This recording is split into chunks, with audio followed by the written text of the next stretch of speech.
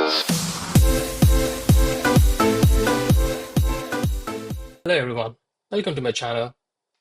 In this video, we'll learn how to create a simple HTTP server using Node.js. Make sure you have Node.js installed on your computer. You can download it from the official website nodejs.org.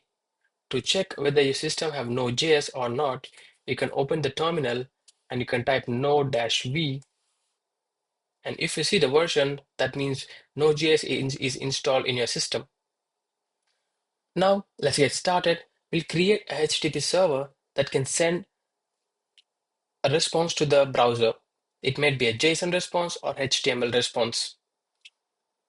First, we import the HTTP module from Node.js, and this required function will load the HTTP module into our project so that we can use. And now we'll create the server using a create server function from the HTTP module. This create server function takes a callback with two arguments, request and response.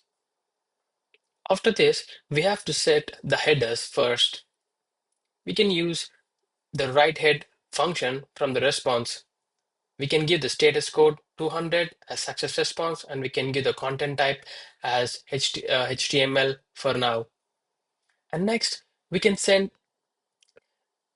the response to the user, browser. We can send HTML or JSON response as you wish. And now we can return the response to the browser. And now we'll let the server to listen to the port 3000.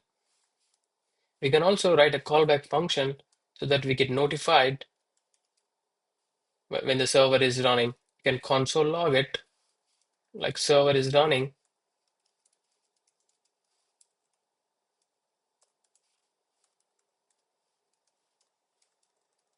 Like this. And now we save the server file and go to the terminal and type node server.js to run the file. And now we can see the server is up and running. Now we can go to the localhost 3000 to check whether the server is running or not. And open the browser and go to the port 3000, and you can see we got the response, HTML response, hello YouTube. And you can also send the JSON response back to the browser. You can just replace this HTML output with the JSON object and converting into string, and we can send the response to the browser now. And we save it, and we end the server, and again we run the server, and then we go to the 3000 port. We can see the JSON response as an output from the browser.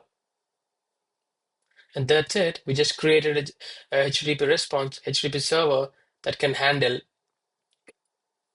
JSON response and HTML response. In the next video, we'll try to do build a server using Express.js.